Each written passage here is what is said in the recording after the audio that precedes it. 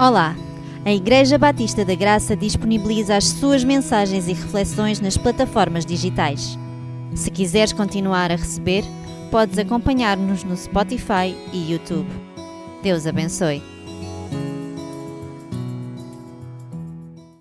Quando foi a última vez que nos sentimos desafiados pelo Espírito Santo a fazer alguma coisa diferente? Se nós olharmos também para a nossa vida, para quem nós éramos há um ano, será que sentimos que estamos a ser desafiados pela palavra a vivermos de forma diferente? Será que ainda sentimos que aquilo que cantamos, aquilo que oramos, aquilo que ouvimos da palavra ainda nos desafia? O título da mensagem de hoje é Desafiados. E vamos abrir as nossas Bíblias em Colossenses capítulo 4, versículo 2 até ao versículo 6. Colossenses capítulo 4, versículo 2 até ao versículo 6. E desta forma podermos ler aquilo que Deus tem para nos dizer. E antes de lermos o texto, convém termos a noção do contexto desta carta para entendermos melhor e podemos fazer uma melhor interpretação e para podermos também aplicar às nossas vidas. Então o objetivo de Paulo ao escrever esta carta era combater uma heresia que questionava a supremacia, inclusive até a suficiência de Cristo. Esta heresia dizia que Jesus, por ser homem, não poderia ter vindo até nós como Salvador, porque a carne é inútil, logo o seu sacrifício seria em vão. Por isso, para as pessoas se salvarem, teriam de acrescentar práticas espirituais àquilo que Cristo já tinha feito. Paulo vai então combater esta heresia para nos mostrar que Cristo é suficiente tanto para nos salvar, como também é suficiente para nos manter salvos. Termina esta carta a mostrar que os cristãos tinham de viver de uma forma diferente para mostrarem desta forma aos incrédulos quem Cristo era. Por isso não nos devemos esquecer, a vivência é sempre uma porta aberta para a proclamação da verdade. A vivência por si só não chega para levar alguém até Cristo, mas é suficiente para as pessoas perguntarem qual a razão da esperança que há em nós. E nós aí dizemos Jesus Cristo. Então vamos ler o versículo 2,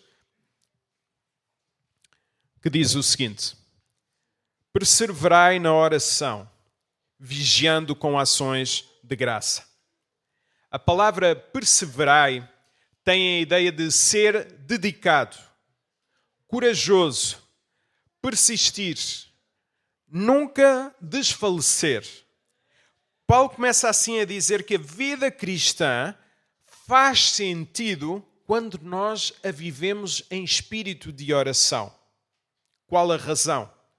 Quando nós vivemos em espírito de oração, nós estamos a declarar que há um Senhor na nossa vida. Quando nós sabemos que Jesus é Senhor, nós iremos orar, porque oramos àquele que é Senhor, àquele que é dono sobre a nossa vida. Além disso, quem ora reconhece a sua incapacidade. Quem vive em oração estava a reconhecer a sua incapacidade perante aquele que é capaz. Por outro lado, quem ora também está a dizer que a sua vida não é sobre si, mas é sobre dar glória a Deus. Por isso, liberta-te daquela ideia de eu tenho de orar para eu ficar bem comigo. Não. Nós devemos orar para ficarmos bem com Deus. E ao ficarmos bem com Deus, nós estaremos em paz com Deus e paz dentro de nós. A nossa vida de oração mostra se realmente nós dependemos de Deus. Eu creio que todos aqui possivelmente dizemos eu dependo de Deus, eu dependo de Deus, Deus é bom, Deus é maravilhoso, Deus é o meu Salvador. Mas a realidade, a forma ou a prova disso é se nós vivemos em oração, em espírito de oração. O profeta Daniel tinha uma vida de oração. E lembrem-se, aqueles que se recordam da história de Daniel, que ele mesmo correndo o risco de vida, ele orava. Não tinha problemas que as pessoas o vissem orar. Sabem porquê? Porque para Daniel era mais precioso estar em paz com Deus do que viver uma vida tranquila aqui na terra. Para Daniel era mais importante estar em paz com Deus do que viver uma vida em paz aqui na terra.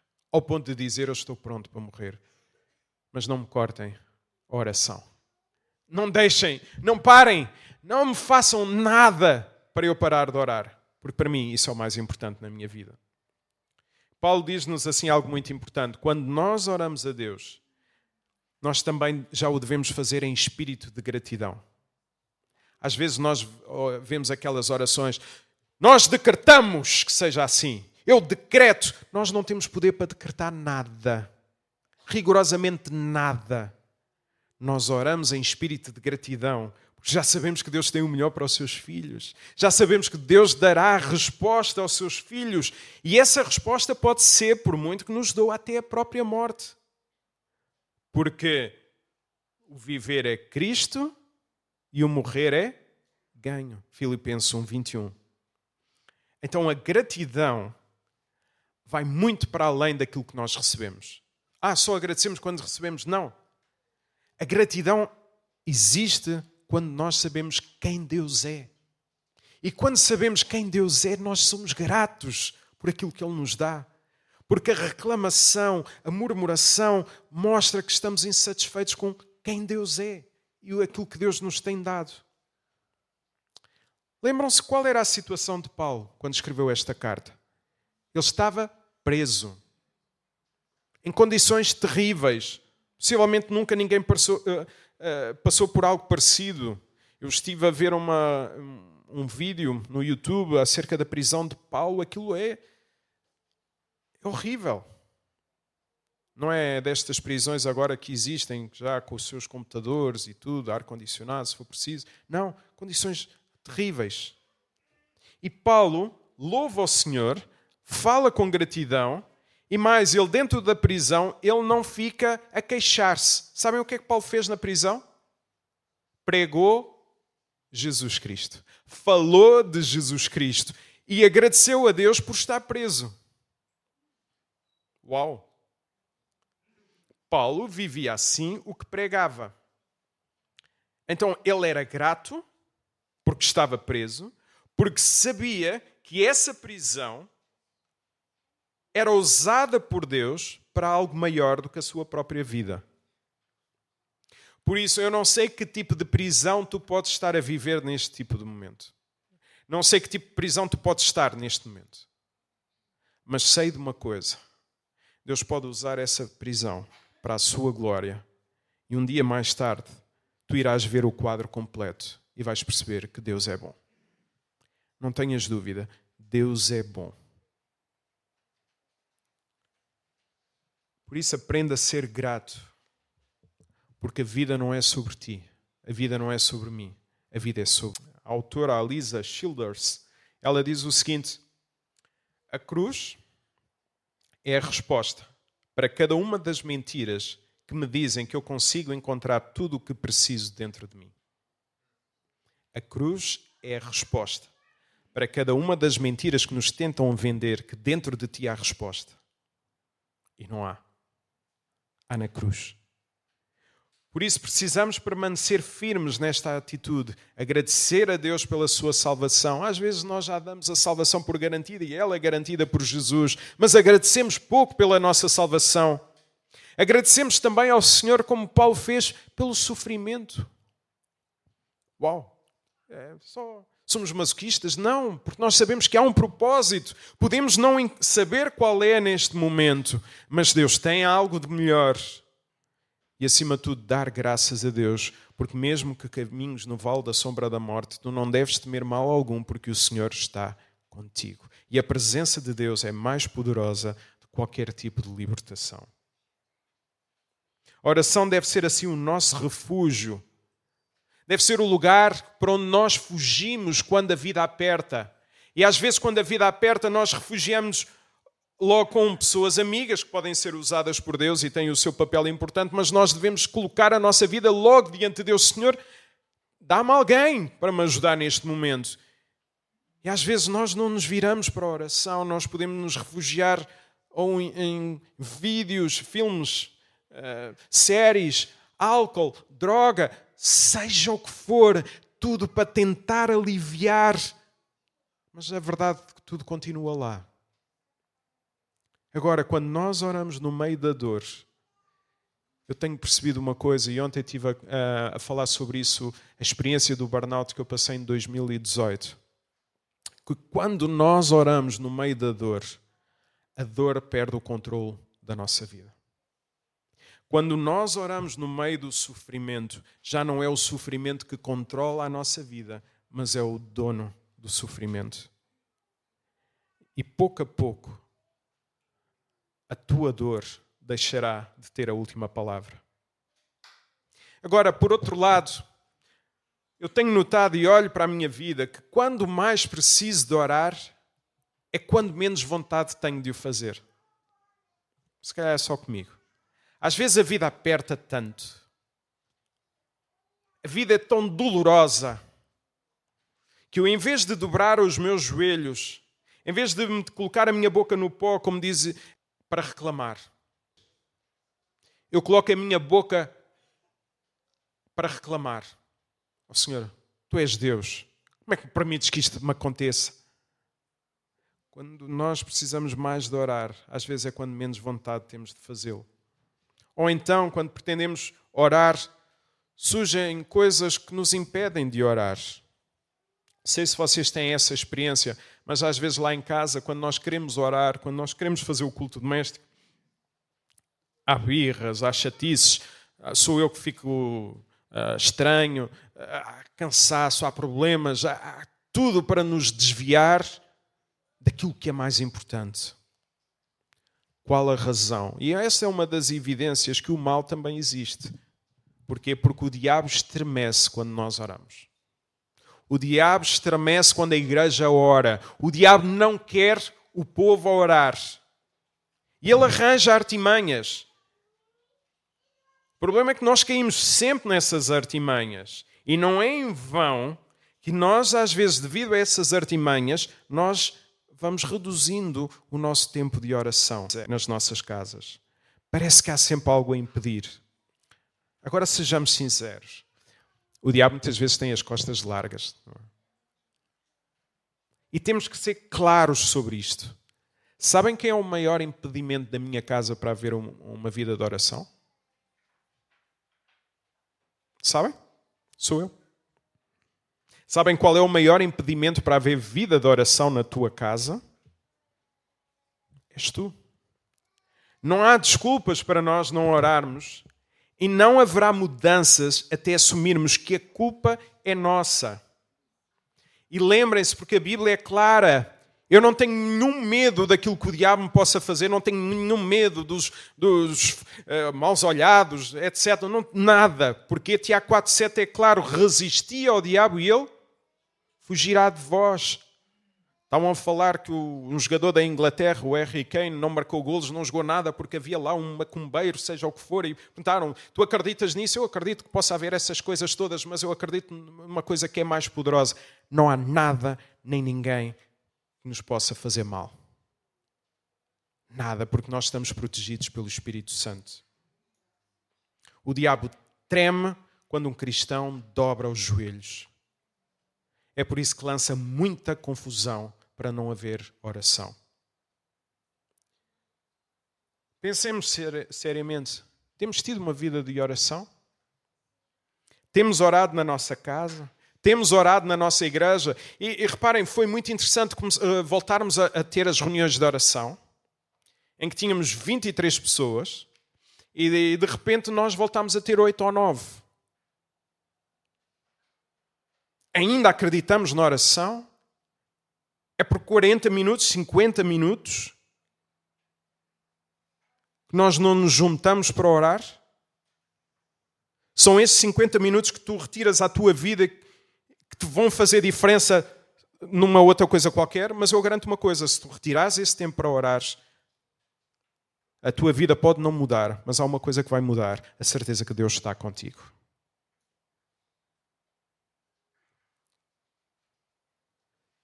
Há uma grande confusão ainda sobre ter uma vida de oração. É impossível nós passarmos 24 horas a orar. Eu, por exemplo, eu não sou aquela pessoa que estou 3 horas a orar, 2 horas seguidas a orar. Não sou. Sinceramente, desculpem se alguém ficar escandalizado. A ideia é caminharmos com Deus em oração. A falarmos, é estarmos aqui sentados, Senhor, abençoa o João, abençoa a Sara, abençoa a Raquel, abençoa, Senhor, ajuda-me, dá-me sabedoria para esta situação. Amém. Estarmos a conduzir, estamos a falar pouco a pouco com Deus. É caminhar com Ele. Eu tenho a certeza desta coisa. Que Deus usa as nossas orações para nos colocar de pé. E às vezes nós andamos de pé, mas sentimos-nos derrubados pela vida. E Deus usa as orações para nos colocar de pé. Deus usa também as nossas orações para nos sabermos relacionar melhor uns com os outros. Eu não orei por água e ela apareceu de forma milagrosa. Porquê? Porque quando nós oramos, preocupamos-nos uns com os outros e sabemos relacionar uns com os outros, e o Pedro trouxe a água para eu beber. Deus usa assim as nossas orações para sabermos relacionar melhor uns com os outros. Eu nunca vi pessoas a terem uma vida de oração e a serem problemáticas.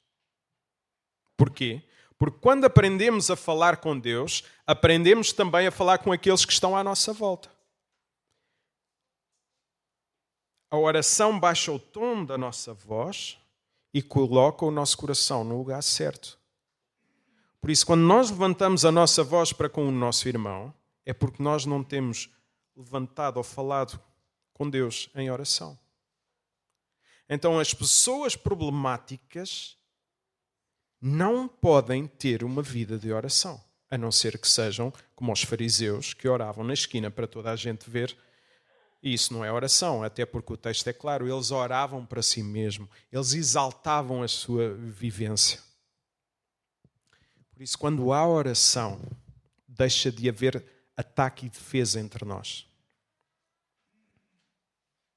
Ainda há pouco eu estava a dizer uma coisa à minha esposa e eu gostei de terminar a frase que eu lhe disse com aquilo que eu gosto. Afinal, eu tinha razão. Estávamos na EBD. Afinal, eu tinha razão. Nós gostamos disso. Mas quando há oração, deixa de haver ataque e defesa. E estamos juntos, do mesmo lado.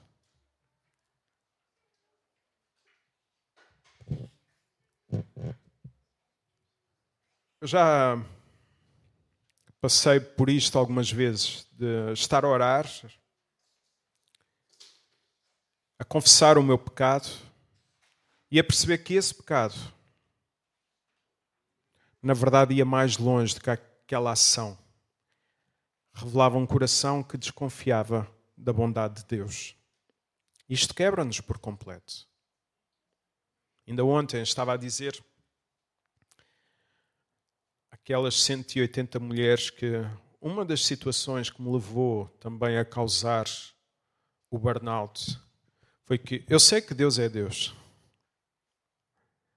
mas às vezes eu também acho que sou Deus quando penso que eu tenho capacidade de resolver o problema de todas as pessoas. E eu preciso descansar nesta realidade. Deus é Deus e eu não sou, como diz a música do Eduardo Mano. E se eu trabalho com a vida de alguém, eu tenho que descansar em Deus, que Deus irá fazer a vida, a sua obra naquela pessoa. Eu não posso fazer mais do que aconselhar e orar. Por isso, quando a oração nos quebra, nós já não estamos preocupados com a razão. Nós estamos preocupados com a glória de Deus. Agora vejamos nos próximos versículos o pedido e o desafio que Paulo fez para percebermos se as nossas orações são motivadas mesmo pela fé. Versículo 3 e 4. Suplicai ao mesmo tempo também por nós, para que Deus nos abra a porta à palavra, a fim de falarmos do ministério de Cristo, para o qual eu também estou algemado, para que eu o manifeste como devo fazer. Então, Paulo, ao pedir que a igreja orasse por ele, reconheceu que a vida cristã é para ser vivida em igreja. Ou seja, ele, para pedir orações, diz: a igreja faz sentido para orarem também por mim. Eu oro pela igreja, mas a igreja também deve orar por mim. Além disso, depois de ter dito que devíamos ter uma vida de oração, o apóstolo faz aqui uma súplica muito especial à igreja. Reparem nestes dois aspectos, muito interessante. Em primeiro lugar, Paulo não pediu que Deus o libertasse do sofrimento. Paulo não pediu que Deus o libertasse da prisão. Ele pediu sim o quê? Reparem novamente no texto. Que Deus usasse o seu sofrimento para falar do seu amor para com os outros. Ou aos outros.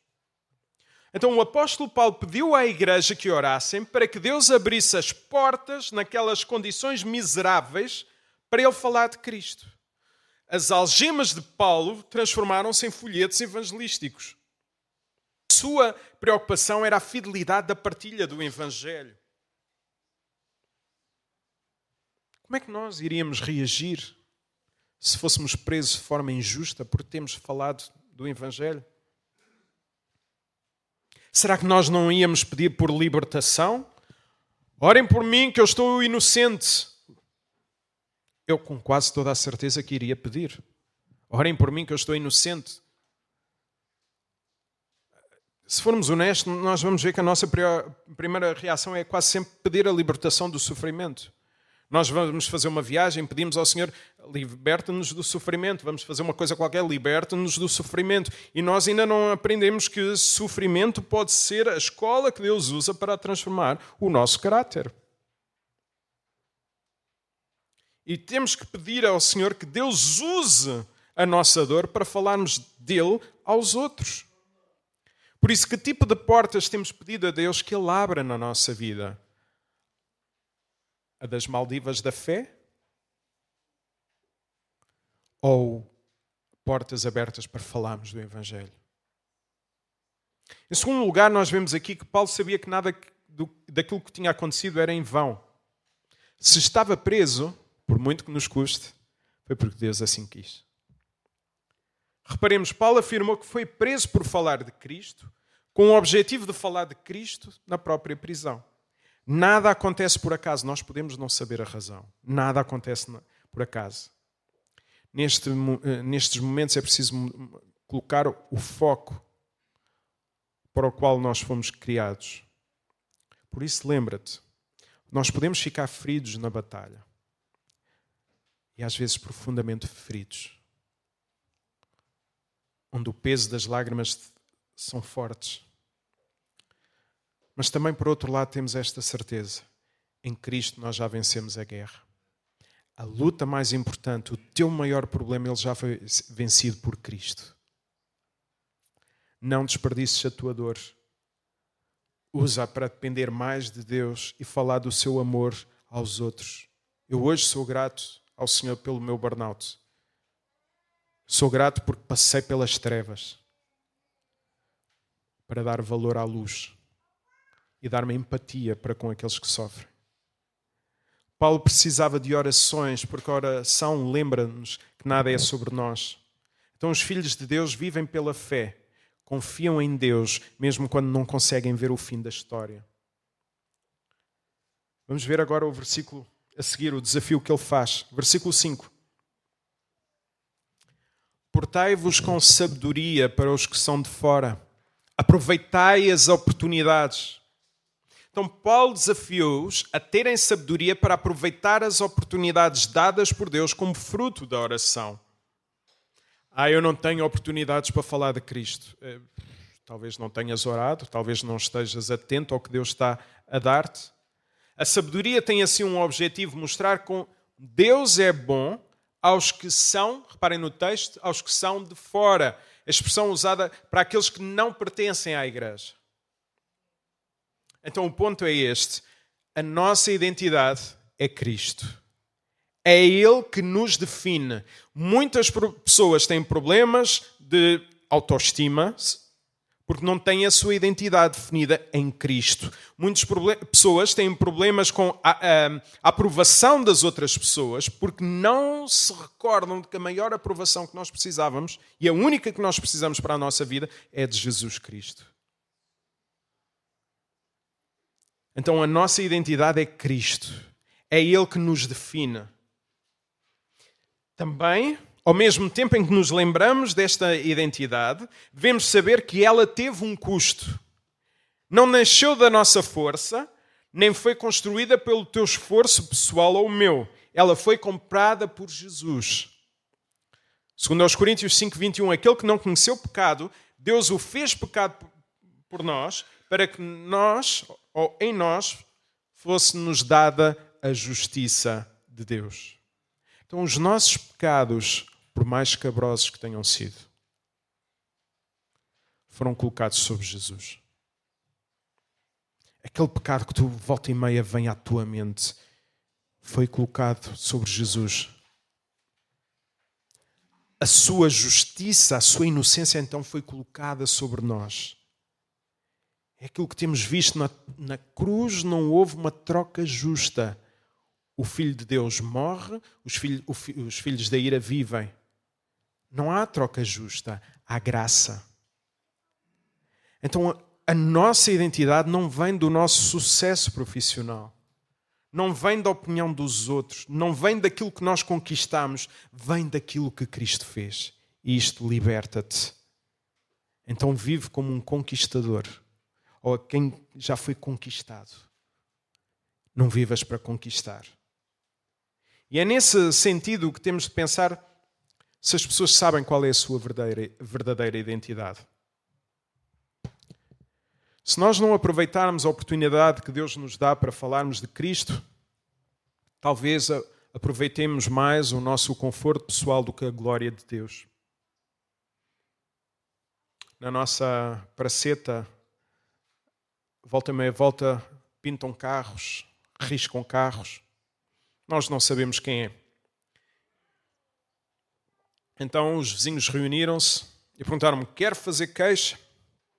Eu disse: não. Porquê? Não acreditas na justiça? Eu acredito noutra justiça. Isso deu a oportunidade para descobrir que tenho um vizinho que é evangélico. Mesmo na janela da frente.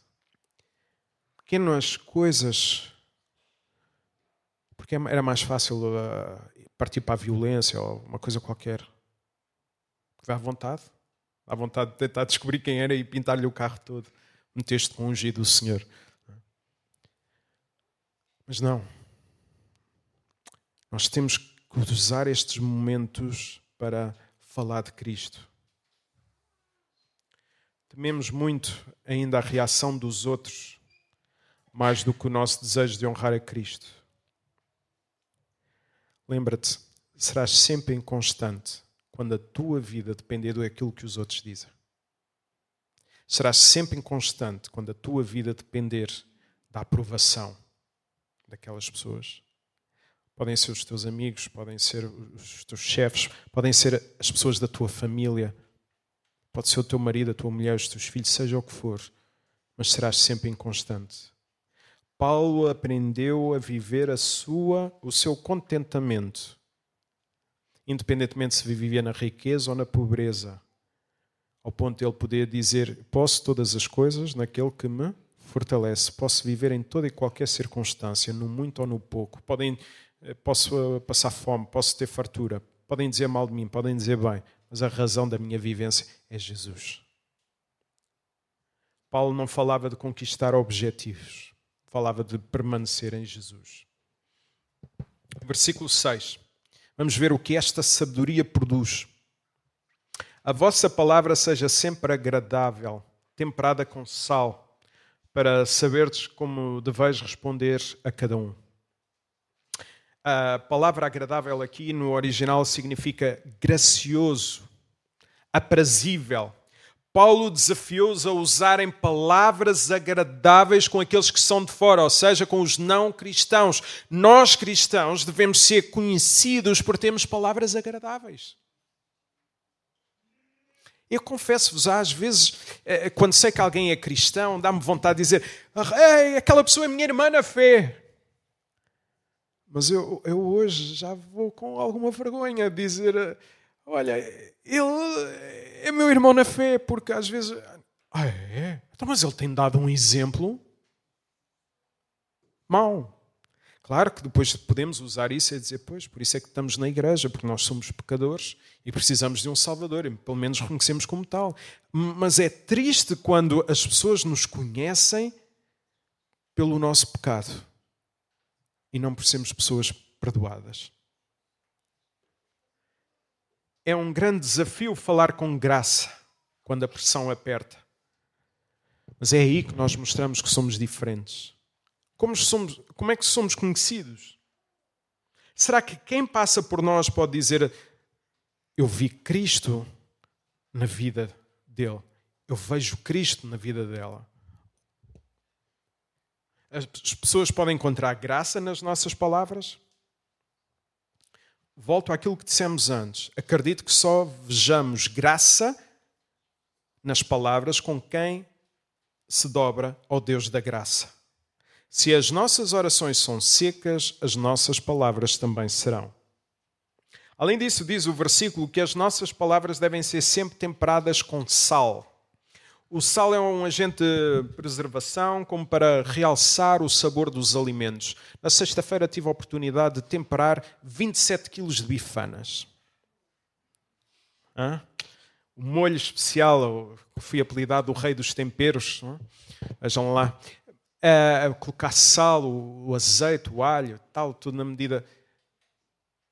Mas ao ser confrontado com este texto, que sabe-me bem ouvir essa expressão que o Guga daqui a pouco vai usar para gozar comigo, se é que ainda não o fez, mas será que eu sou mais conhecido pelo tempero na carne ou pelo tempero das minhas palavras? Será que eu desejo ser mais conhecido como aquele que faz um molho espetacular para as bifanas ou aquele que tem palavras espetaculares porque revelam quem Cristo é? Nesse sentido, a ideia aqui é mostrar que as nossas palavras devem ser bênção, devem servir para o crescimento espiritual da pessoa, para purificar também tudo aquilo que é mau. Por isso gostaria que pensasses: será que nós já aproveitámos a oportunidade de conhecer a Jesus? Será que nós temos Jesus como nosso Salvador e Senhor? Lembra-te, aquilo que te salva não foi o teu braço. Eu levantei o braço. Não, isso não te salva ninguém. Quem salva é Jesus Cristo, e a evidência que nós somos pessoas salvas é porque vivemos de uma forma agradável diante de Deus, porque não temos esqueletos no armário, porque apesar de termos uma vida com pecados, eles foram perdoados por Jesus Cristo e nós agora somos lutadores.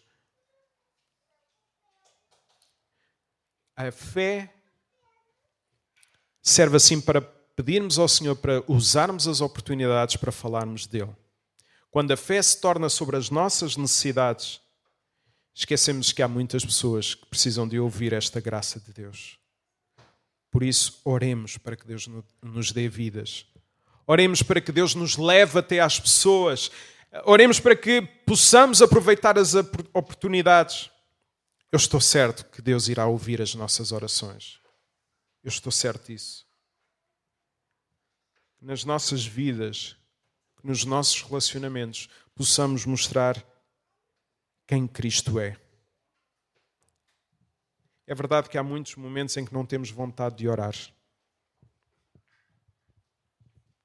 Às vezes preferimos fazer outra coisa qualquer. Mas a oração é um dever do cristão. A oração é um dever do cristão. Quando tu pensas nesta ideia, só faço enquanto me trouxer alegria, não estás a viver o cristianismo, estás a viver o consumismo. É a tua obrigação orar. E muitas vezes Deus, na sua graça, transforma os nossos deveres em prazer. Nem sempre. Mas mesmo assim, devemos fazê-lo. Fomos desafiados. Que Deus nos ajude a continuar a orar, a viver com sabedoria e a falar de Cristo com graça. E quinta-feira é a nossa reunião de oração, às 9h30. 40 minutos de oração. Aprenderemos assim a falar com Deus para falarmos uns com os outros de maneira certa. Que Deus vos abençoe.